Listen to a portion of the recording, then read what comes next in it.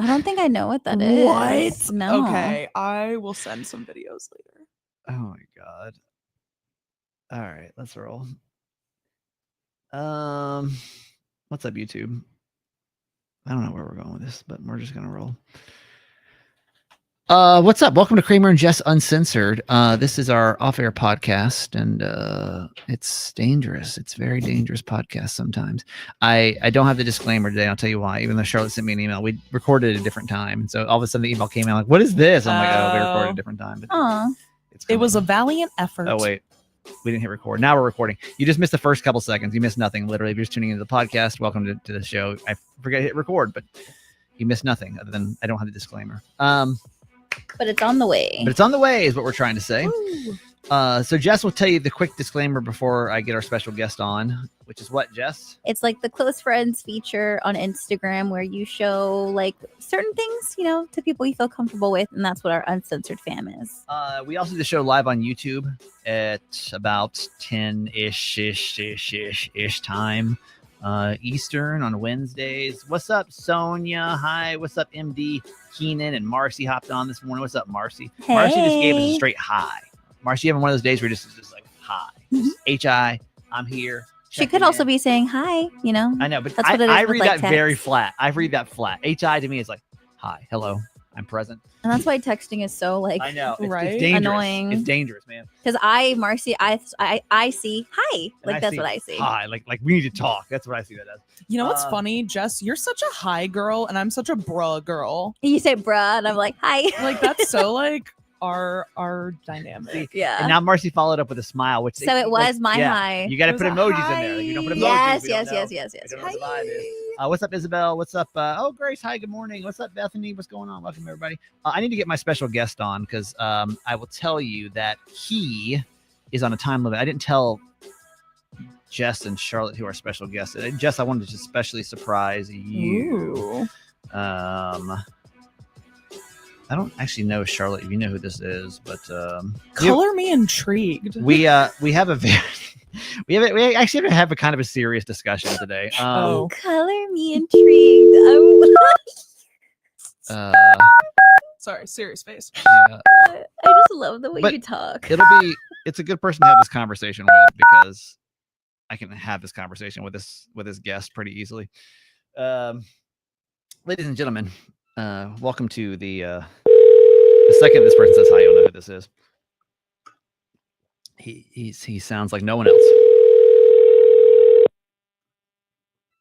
But I'll still introduce him because some of you won't know. Hello. Who is that, Jessica? I didn't tell him who I was bringing on today. Who is that, Jess? Our surprise guest is Miguel. It is Miguel. Yes. Oh my God! Happy birthday, Miguel. Thank you. I appreciate that. You're Thank you so much. welcome. Oh, are we talking about his birthday? No. Oh. Way darker. Oh, It would never be for something good if I'm on the phone. I know, damn. Why is it always gonna be like that? Way darker. Charlotte and Miguel haven't met yet. This is Charlotte is Miguel. Miguel is Charlotte. This is my producer, Charlotte. This is Miguel, my previous co-host / we just realized officially friend of 20 years now. Whoa. Yeah. I love your TikToks, Miguel. Oh, thank you. That literally means so much. And I know you're like the Gen Z person on their show. Yeah. And I'm always trying my hardest to not be the cringy millennial No, on you're TikTok. So killing thank the you. game. Yeah. Well, Oh, you're still kind of the that cringy is millennial, but it's okay. It's all right. Nobody Listen, said you're as long not. as it's a digestible cringy millennial, Yeah. I'll take it. Oh yeah. Yeah, you've entered into like uncle status, but that's okay, man. Listen, we have to have a follow-up conversation. Now, Miguel and I worked on the radio for a very long time, and we've been friends for a very long time. Miguel and I have had a very Miguel is black, and clearly I'm white in case you can't tell. And Miguel is the person I can go to and we can have very honest conversations about race. And this is going to be one of those conversations that we need to have because this time last week we had a conversation about the word. We were talking about me at the gym, right? And I was saying how that I had gone to the gym and and people don't like it when you do that. yeah, and I had used a certain term that I felt I've used for years. I've used for years. And that I felt was a very much a term of endearment for men, because I'm not really good with men. I don't have a lot of men figure in my life. And so I don't know. I just don't. And so I felt like, when I see guys and I have this bro moment, the word that I will use from a lot of time is boy. And I was like, hey, what's up, boy? What's going on? How you doing? Like, good to see you. Like, it might be a tap, might be a dap, might be an embrace, or it may not. And if you weren't here last week, that's basically where we left off. I said it to this guy that it's a trainer at my gym. And after a few weeks, he was like, what's up with this boy stuff? And I was like, what do you mean? Like, what are you, like a man? Like, what do I need to call you? Just kind of thought we were still playing around. He was like, no, you need to call me by my name. And like the mood completely changed. So we talked about this last week, right? And on the show, we were kind of having fun with it. And Jess was like, it sounds like Flava Flav. And Charlotte was saying, hey, it kind of sounds like a 90s song. But we definitely were telling you that, like, it did sound weird for you to say right. it, period. Okay. So that's where I thought the conversation ended. We put the clip up on TikTok and it took a completely different turn. And all of a sudden, not only on TikTok, but was I getting different commentary from listeners, I was getting text messages from friends saying, hey, this actually, I kept seeing the word slave master. I kept saying the word racist. I literally had to stop checking the comments because I had this terrible pit in my stomach, knowing that I've been using this term for so long. Even some of the commentary from people that I love and trust, I've honestly felt sick since we posted that video, because I feel like I have been saying a term that I had no idea had this kind of connotation to other people. Miguel, why have we not had this conversation until now? Talk to me. I know we're limited on time. Talk to me. Is calling Black people that term racist? Is it bad? Like talk to me. So it all depends on the connotation. Like overarching, yes, you should not say that. But is anybody going to look at you and be like, that is the equivalent of calling me the N-word? Absolutely not. It's one of those situations where you have to kind of look to history, where to understand why is that such an offensive term, because I've had white men say it to me before. And I, especially in a business setting, like I don't correct them. Yeah. But I also go, that made me feel uncomfortable. Why? Because that was a term that white people used towards Black men to make them less than.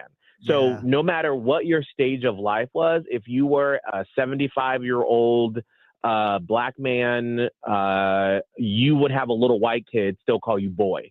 They would never address you by their name. And so that's where that comes from, is because for so long, Black people weren't able to have any sort of personal identifiers. They weren't treated with respect. You weren't a ma'am, you weren't a sir, you were a boy. And so imagine if you have a family of 5, you have a wife, you're taking care of your parents and your wife's parents, and then some little 12-year-old white boy says, hey boy, go get that for me. And you're like, I am a man, excuse me? Yeah. Now, I say that to say, it's not like that was your intention. And so that's why he let it go on for so long, because he probably was like, all right, well, it'll be like a one-time deal. Like, I'll let him slide. But it was hitting a nerve. But it was clearly hitting a nerve with him if you were saying that every time. 2, 5 times, like. Right, and it's like, okay, well, now we have to stop, because clearly he doesn't know. Yeah. And so that's why I wouldn't feel bad, because if you don't know, you don't know. This is why. And like in the conversation, though, too, like, you didn't share his race with us when you said it. Because I honestly didn't even know. I honestly, and y'all know me, and if you listen to the show, I stay pretty in tune with these kind of things, and Miguel can even tell you, like, we've had on the air, off the air, we've had some pretty open, honest conversations about race, and like educational conversations, right? And there's been many times where I've come to Miguel and been like, hey, listen, I'm an ignorant white person, help me understand this better. And I didn't even know that it was like a white and Black thing. I didn't even, when we were having the conversation, I almost thought that he was like, he seemed like demasculated because I was like calling him a boy. Like, why are you calling me like a younger thing? Or like, it was like, in your mind, maybe you took it as like how some people, it bothers them when someone calls them buddy. right. It almost seemed like, but you weren't like saying it as how Miguel is expressing. No, like literally no idea. Literally had no idea until I started seeing the comments on TikTok. That was the first time I literally put anything with race on this whatsoever. When someone was literally like, it's giving slave master. And I was like, oh shit. Like, wait a minute. Let me think through that a little bit. And I was like, actually, that does kind of, maybe this is a race thing that I never, ever thought about. And like, is that a thing that like, oh my God, I've called everyone boy. I don't care what their race is. I don't care what their ethnicity. I call every guy boy, but like if you're black, is that coming across terrible? Well, thank you for sharing that, Miguel. I'm really happy that you shared that. And obviously now you have the information that you didn't know before. Yeah. I mean, that's obviously got to be very retired. I'm right. Well, and it's one of those things that I always tell people that like, you shouldn't feel bad if you don't know, but it's what you do with that knowledge moving forward.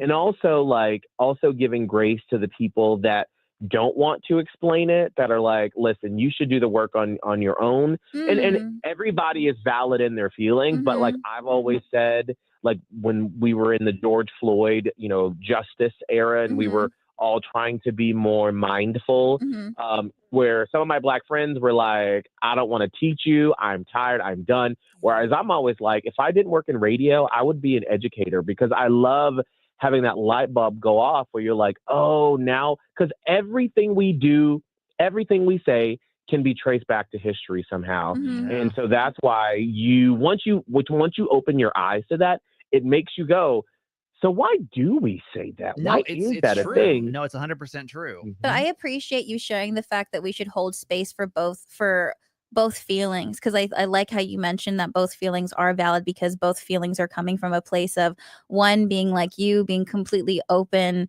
to wanting to educate people and helping people through that journey, whereas on the other hand, I also think it's fair for some to be tired and not wanting to share that energy as well. And I think both are very fair in each of those feelings. So for me though, this has been very eye-opening, and I never, again, as someone that considers themselves to be a pretty open-minded person when it comes to all, and tries to be. I mean, I want to be one of those white people that gets it as well as I can, and be a good representation of a white person that gets it. I never in a million years would even have assumed that word would have any kind of connotation. So, and how privileged are we? Oh, sorry. Yeah, go ahead, Miguel. No, I'm sorry, because I have to run here, but I just want to say this one last little thing too. But I also, in today's political climate, don't want this to be another thing that like a white person rolls their eyes at, and they're like, oh God, I can't even say boy. Jesus. What else are they going to take from us? No, right. It's like, I can't even say boy. It's like, it's not even about, like, say what you say, but if you are around a person of color and they know your heart, they're not going to look at you like you just call them the N-word. Right. And so like, don't feel like you have to always walk on eggshells, but then also be receptive and don't roll your eyes when someone says, hey, I really don't like that you say that. Yeah. Because listen, we all at some point have to come together and figure this shit out. Yeah, true. And so that's why I'm like, let's have these open and honest conversations. Absolutely. I do wish that honestly I could have figured out why that word. I'm glad that you and I can have the conversation, and people on TikTok would have explained it to me. Because I just thought it was more of just like, hey, like don't call me boy, because I'm like grown up, but again, I'm glad that we can have this conversation. And honestly, I'm glad that the other side got their Cracker Barrel logo back, so that like they feel like they won something, as well. So everything's right in the world today for them. So we're all good. God forbid we update. Jesus Christ.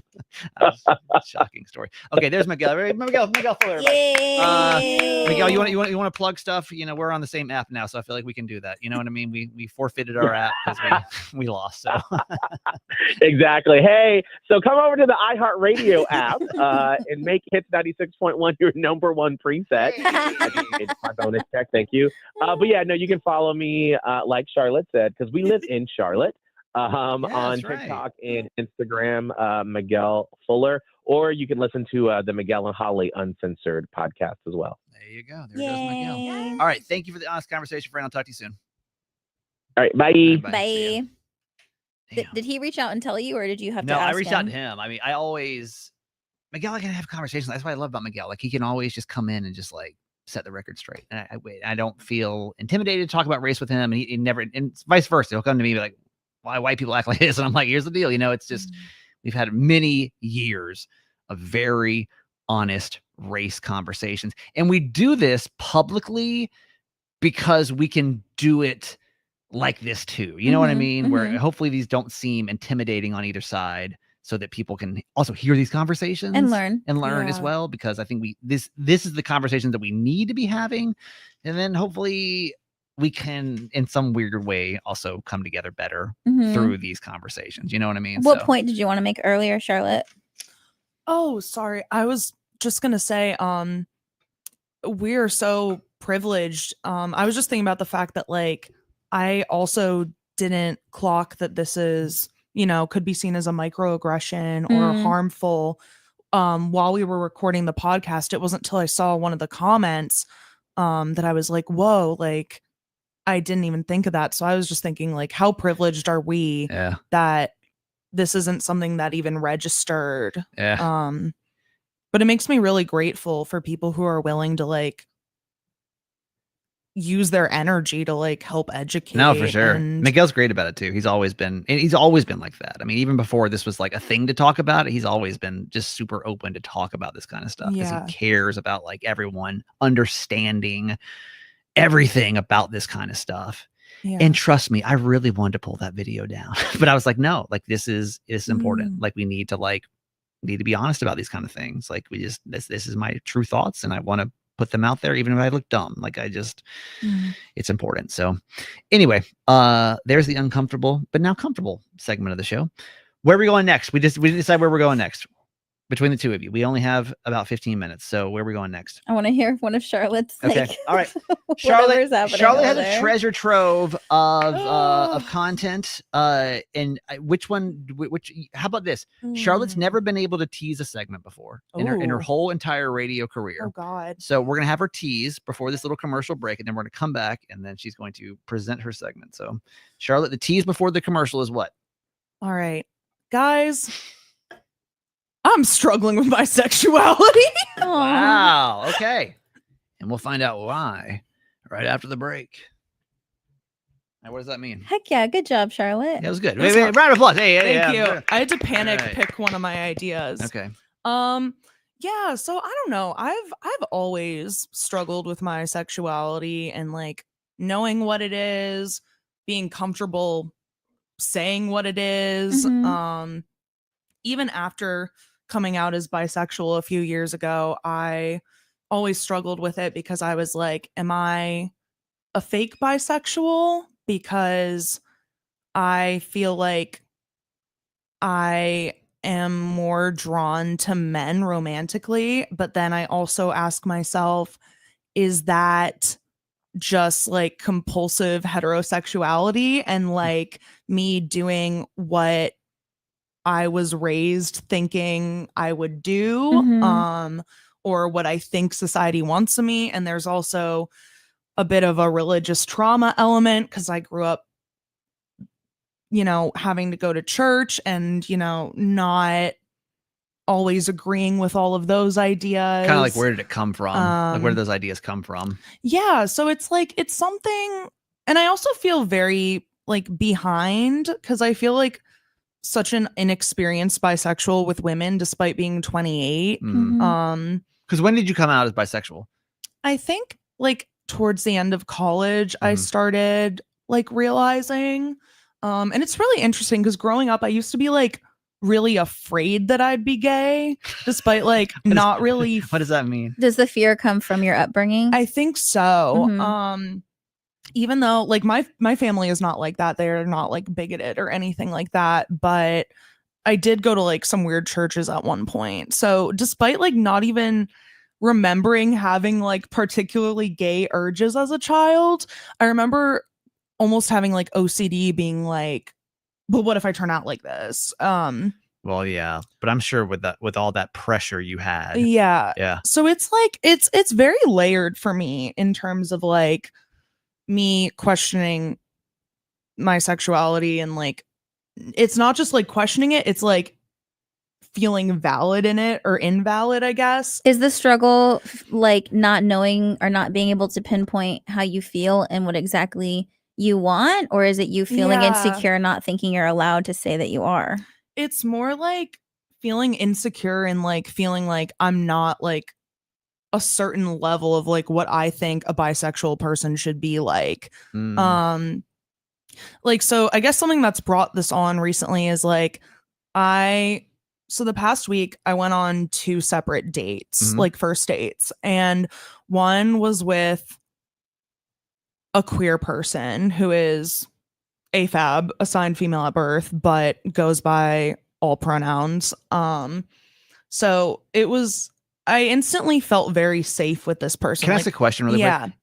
Do you guys just meet on like a regular dating app? Is that we met on Bumble. Okay. And and again, because I'm straight, so like is there a feature on Bumble for that? Do you? Yeah, so I have mine for men and women. I don't know if they have non-binary as an option on there now. So, but I know like I've seen plenty of like trans people, non-binary people on there. I don't know if they have to like kind of hack it or like what you select on there. It's always changing and being updated to the different dating apps, I feel like. But yeah, just met on Bumble, normal dating app. And so the vibes were like so great, like we got along so well.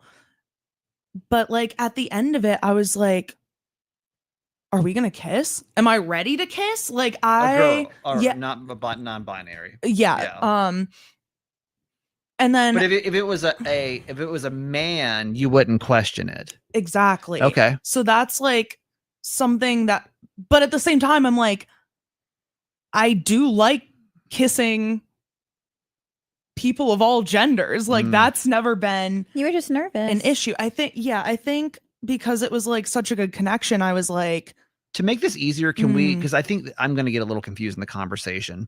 Can we just say a man and a woman to make this conversation a little easier, just for my conversations? That feels not right. Well, I almost feel like that's not fair. I just have defeats the purpose. I just have a question though. So I'm going to ask a question. It's not going to be specifically to this situation. Yeah. Do you think so? You wouldn't be nervous to kiss a man, is what you're trying to tell me? Would you be nervous right now to kiss a woman? It depends on the woman. But you wouldn't be nervous to kiss any man? No. Okay. And I feel like that also maybe like relates to like trauma stuff with me too, maybe. So that's what I'm trying to figure out. Like, so when you're saying you're confused about your sexuality, I'm trying to figure out where the confusion lies. Yeah. No, me too. Yeah. I get it. I know I'm being like confusing and I don't really have like a clear answer, but that's because I don't know. Yeah. And so do you think you would ever be in a relationship? Where do you see, when you think of your ideal partner, do you think you have a preference of what their gender looks like? Or do you think you would end up with it with anybody and it doesn't matter? I think that's the thing is like in my head, I always my whole life pictured ending up with a man. Yeah. But the older I get, the more that doesn't seem to be aligned with what I feel like safe and comfortable with and like the kind of people that I feel like understand me. So it's very confusing and honestly kind of isolating. And I also wonder, like, I think there was a bit of like hypersexuality that came about for me after going through some trauma stuff with men particularly. Yeah. So it's like, I don't even know, am I kissing men because I even want to or because I feel like I am supposed to? Interesting. Or possibly taking control back. Yeah. Interesting. It's a very like levels of thing for me. And so like I went on a date with a man also this week and you know, there wasn't that feeling there and you know, we kissed a lot, but now I haven't liked the way that he's been not texting me as much since. And it's just another one of those things where I'm like, but was the non-binary person texting you a lot? Yeah. And it's like, we're still texting and like, we still like, I feel so safe with them in the way that like, I don't feel that safeness with men. And that's a big factor for me. Like, I want to eventually end up with someone that I don't feel like on eggshells with. Okay, Could the nervousness just come from excitement because it's new? It's like new for you, not so much like something you should be alarmed by, or what was that nervousness coming from? You think?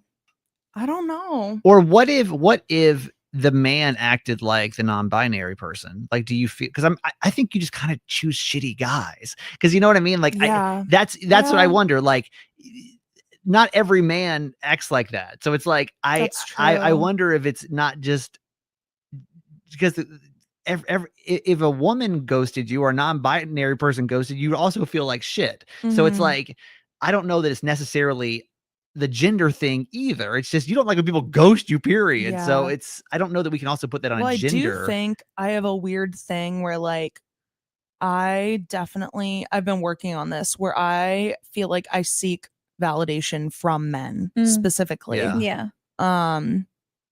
In certain ways. And I don't know. I feel like that's also a layer there. So I don't know. It's something I don't have answers for. It's something I have to keep feeling out. I think that's the answer, man. I think the more that you try to seek it, you're probably going to be really frustrated right now until you kind of figure out like what your answer is, because I don't think you're going to find the answer out there. It's a problem. I think the answer is going to be like within inside you of like that truly what you think you need. So like when you do continue to get ghosted, it's going to feel like this external thing, but I think it's really like to clarify, I haven't been ghosted this time. Okay. So that's a dub. That's a good. But dude, I feel like I think my hope for you is to take off this expectation of what you think your sexuality is supposed to be, because I feel like that is yours and it's the most intimate relationship that you have with yourself. And so even though you mentioned you think that you're supposed to be at some sort of level because of at the age you are, I mean, you have to think about there's some people that wait their entire lives till they feel like safe enough or comfortable enough to be who they truly are. And I don't think you should ever feel insecure and like look at sexuality in a way of like these levels in a game that you have to achieve in order for you to be able to say something. I think it should always be dependent on, I think what I loved hearing you say was I felt comfortable, I felt safe with, and I don't think that should matter to you on like what the gender is. I feel like for you, it's like if I feel that connection with someone, then you should allow yourself to feel that and not feel you don't have anything to prove to anybody.